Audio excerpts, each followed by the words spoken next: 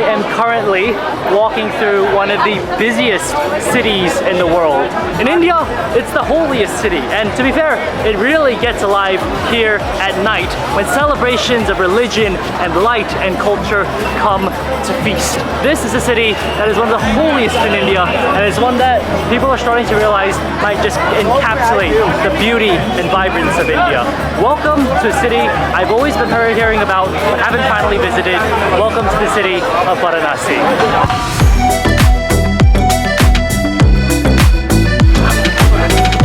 My name is Vizu. Vizu, nice to meet you.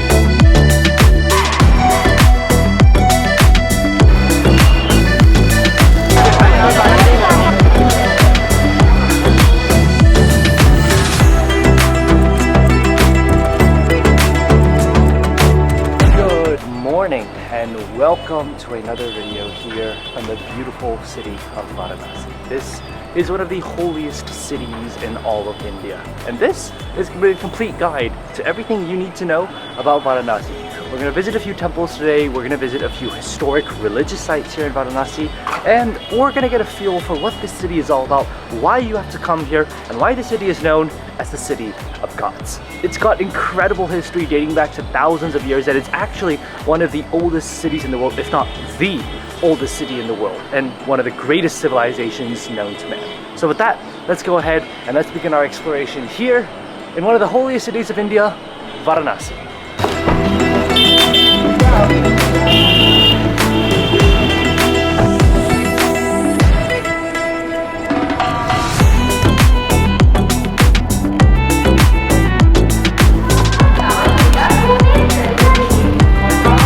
Now before actually exploring the center of Varanasi, you have to understand that Varanasi is home to many religions, and because of that, we've come a bit out of the city actually, about an hour, to a place called Sarnath. This is an incredible place, and it's one of the holy sites of pilgrimage for Buddhism, not Hinduism. So, we're going to go around, we're going to see what Sarnath has to offer, we're going to learn a little bit more about the history of Buddhism here in Varanasi, and specifically in this district of Sarnath. These have to be the cutest Buddhas I've ever seen. You've probably seen all different types of Buddhas, but I bet you've never seen the nodding head Buddha.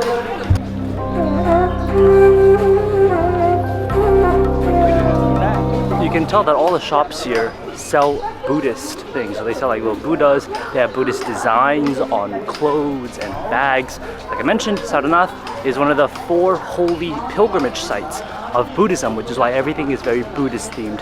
It's not so much Hinduism themed as with some of the older temples that we see in Varanasi. But that's not to say that this place isn't old. This site dates back to 500 BC, so it does have a lot of history. It's just not as old as some of the other things we have in Varanasi. Now, the history of Sarnath and this archaeological site here dates back to over 2,600 years ago. The reason this is one of the main pilgrimage sites of the Buddhist religion is because Buddha gave his first sermon here, right here in Sarnath. Since then, it's become a very, very important holy site and was also known as sort of a place where a lot of monasteries were built. Unfortunately, over the years, this place hasn't been preserved in the best condition. A lot of Muslim rulers came and attacked these ruins, so it actually took a lot of restoration work and rescue work in order to preserve the ruins that we see today. Now, the archaeological site today is open to visitors, but it speaks to a very, very historic past in almost 500 BC. Imagine this dates back to over 2,000 years ago. I mean, I've seen ruins in Peru, in Honduras, Copan, that was dating back maybe less than 1,000 years. This is 2 times older, which is crazy that it's still standing around. I mean, the history of India is just so broad. I mean, it's just thousands and thousands of years old. You just can't compare with other civilizations around the world. Now, this entire temple complex, all these bricks behind me, is a place known as Mulaganda Kuti. And this is where Buddha used to meditate. It was a massive temple that was supposed to be almost 61 meters tall. Now obviously today, it no longer is 61 meters, but this is where Buddha actually meditated. That is pretty crazy to me. You can literally see the designs on the staircase. 2,000 years later, and this is still as preserved as it was thousands of years ago.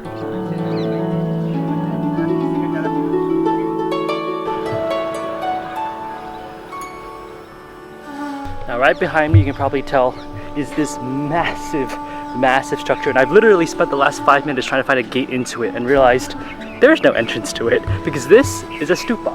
This is actually called the Dhammik Stupa, and it marks the site where Buddha gave his first sermon. So I kept talking about how here in this area in Sarnath, the reason it's so important is because Buddha gave his first sermon here.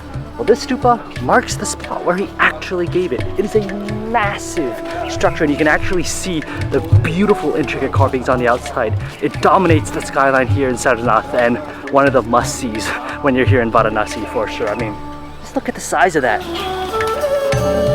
And as always, exiting the archaeological site, you get to a bunch of street vendors trying to sell you anything that they have. But I have to say, Sarnath is a really incredible place. It is one of the most historical Buddhist places ever. And if you're a Buddhist, this is a place that you have to go to. It's one of those pilgrimage spots. It's where Buddha gave his first sermon. If you're Buddhist and you don't come here, I mean, it's a really important part of your religion. But just walking around the history of it, and it's a very peaceful place. There's a reason Buddha decides to meditate there. I'm telling you, it's because it's a very peaceful place. One of my favorite places so far here in India, actually. It's very spiritual, very peaceful. And with that, we're gonna head back into the hustle and bustle of downtown Varanasi.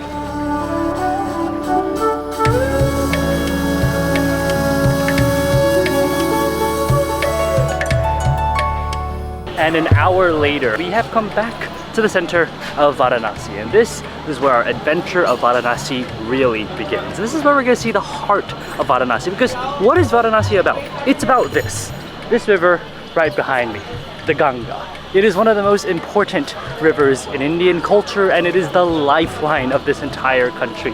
Millions of people, if not actually perhaps a billion people, worship this river as one of the most important rivers in all of India. Now, a few things to note. First off, what makes Varanasi famous is that along the Ganga are a series of ghats. Dozens and dozens of ghats that define the skyline here in Varanasi. What is a ghat? Well, if you watch a video in Pushkar, you'll know that ghats are basically these series of like step wells and temples that line a corner of a body of water. In Pushkar, that was a lake. But here in Varanasi, we've got the Ganga right behind us, and each sort of part of the Ganga that the stairwells goes up is a ghat. Right now, we are at a ghat known as Asika, and there is a temple right at the top, which we're about to go and explore. But today is a little bit of a different type of day for Varanasi. As you can see, the Ganga is right up here. The only staircase that you see is the one right behind me. Usually, the Ganga is much farther out. You have to walk down the steps at least another few hundred meters before you actually get to the Ganga. But because we're in monsoon season, we aren't getting the full Varanasi experience. The Ganga has come up all the way up here to where I am right now. This is not usually the case. The boats are never so close up to the actual temples on the Ganga. The result of that is that there are no boat tours that are running. A lot of the things have been canceled, and the worst part is that you can't actually walk from one ghat to the other. So usually, imagine if the river had receded back, you'd have a lot of steps on which you could easily walk across the entire river basin around Varanasi and just walk from one ghat to the other. Unfortunately, because we're currently in monsoon season, that is not available. But the ghats are still open. People are still enjoying snacks here on the staircases. And with that, let's go ahead and actually check out the temple right here at Asighat. I literally just thought that this was a big rock formation. So I just stepped into it, and now we're caked in mud. The reason I wanted to really show this is because you can tell here all the different ghats that are located right here in the Ganga. Asighat, which is the ghat we're at right now, is right here. It's the first of many ghats that will define all of Varanasi. So starting here, you can have dozens and dozens of ghats that head down all the way near to the ocean, the river, actually. But you can see there are like 40-something different ghats in a total of, I think, 2.9 kilometers. That's what this sort of thing is trying to show us. So you can see number one right here, Asighat is the first ghat we're at. This is the one that we're at, and it's going to start sort of your journey all along Varanasi. Now, as I mentioned earlier, if you're here during the non-monsoon season, you'd be able to walk from one ghat to the other for almost 3 kilometers straight, but because we're here in monsoon season, that isn't really available.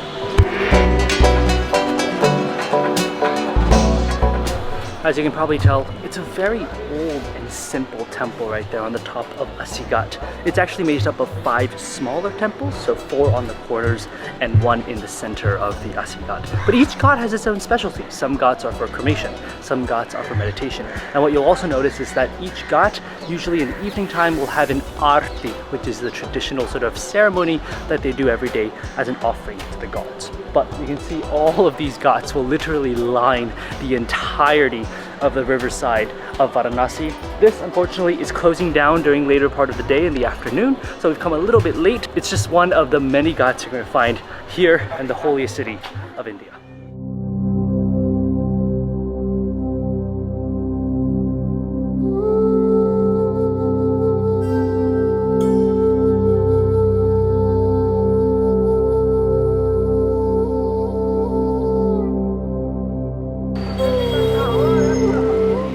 The traffic here in Varanasi is definitely on a different level.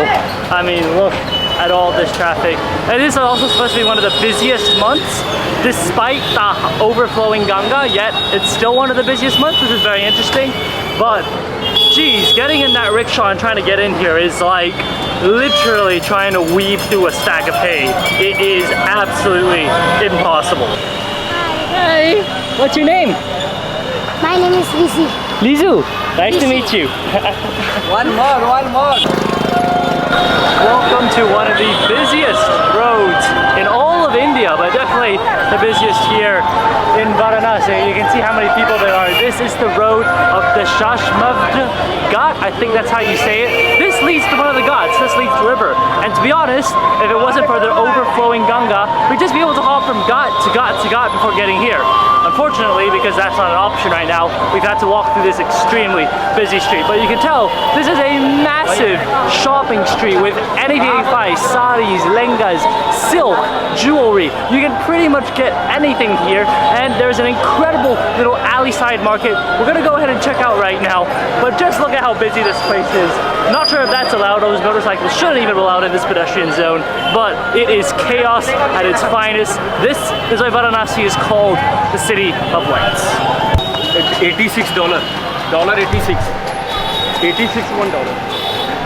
It's like everyone is trying to sell you something here. You can't get a break from India as long as you're walking on this street. There's just no breaks here. Compared to where we were this morning in Sarnath, where Buddha meditated, this is 180-degree opposite.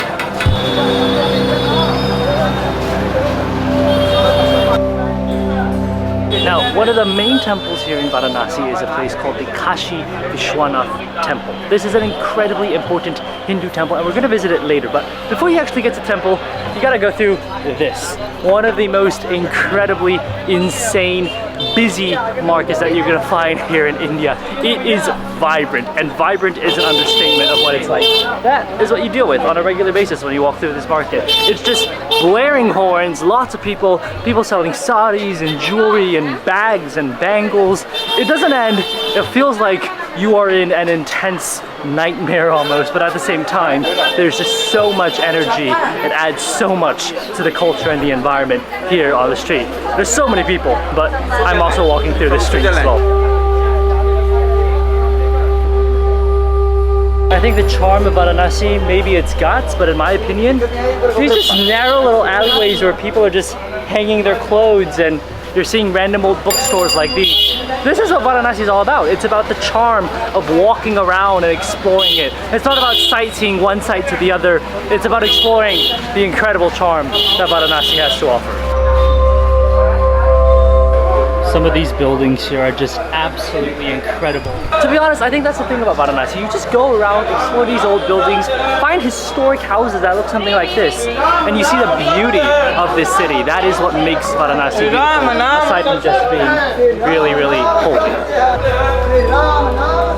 That just now was one of the dead bodies that they're carrying down to the Ganga to burn. Technically, I wasn't supposed to film that, but I was literally just vlogging and they literally just came around, so it wasn't my fault. But this is the way to one of the cremation ghats, so that's what we're heading to right now. A little bit interesting, a little bit eerie, a little bit scary, but that is the part of life here in India. That is the part of life in the Hindu religion.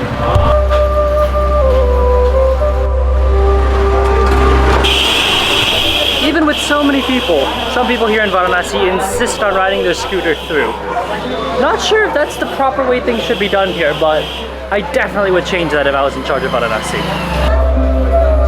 Now this area is called Manikarnika. This is one of the most solemn places in Varanasi because it is where people's bodies are cremated and burned and put into the river. Now, it's very disrespectful to show that. In fact, just now when they were bringing the dead bodies out, I wasn't supposed to shoot anything. So I can't really show you much, but you can probably see the smoke rising right up there. That is the smoke from the dead bodies being burned and put into the Ganges, the ashes, the remains into the Ganges. There's not much that I can show you here. There's not too much that I can actually put on video here. People here are very serious about this. I mean, families have occupied the entire area and where they're not letting anyone in, which makes sense. But it is a very interesting experience that you just have to come here and see for yourself.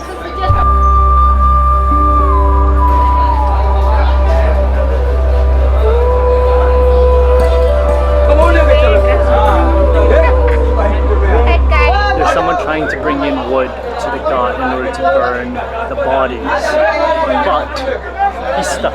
He's literally stuck in the street. It is an absolute traffic disaster. Traffic cleared. We are good to go, and we are ready to walk back on the streets of Varanasi. Aarti. Yes. 15 minutes later from the cremation ghat that we were at earlier, we've come to Dashashwamedh Ghat. I think that's how you pronounce it. Here, we're hoping to see an Aarti, which is a religious ceremony that takes place every night. It's the same road that we came from earlier in the day, but here in the nighttime, it gets busy and it's when the Aarti begins. Let's see if we can catch anything. Let's see if we can get down to the Ganga, and let's see what this ghat has to offer us.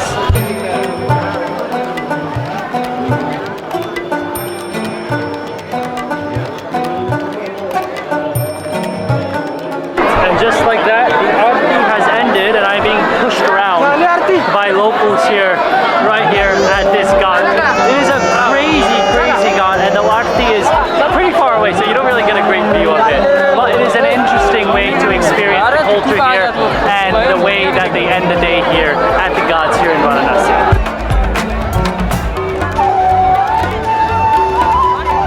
As you can tell, the stampede is still running right behind me, but for a second we've just taken a break here in the middle of it. But that is what Varanasi is like. Varanasi is a city that is crazy busy. It's got life, vibrance, culture. It's everything that you could imagine about India, but nonetheless it is one of the most beautiful places that you can come to. It is full of life, full of death, full of culture, full of Hinduism. It is a truly magnificent. I mean, today we've seen Sarnath, we've come down to the ghats, we've seen what this place is like, we've seen what Varanasi is like, and to be fair, it is a very interesting place. It's unlike any place I've been to in India so far, so with that, I would say Varanasi is definitely well worth the visit. If you've enjoyed this video, definitely give it a thumbs up, and subscribe for more food and travel videos. We've got a lot more videos coming from here in India, so make sure to stay tuned, and I'll see you all on the next one. Bye guys.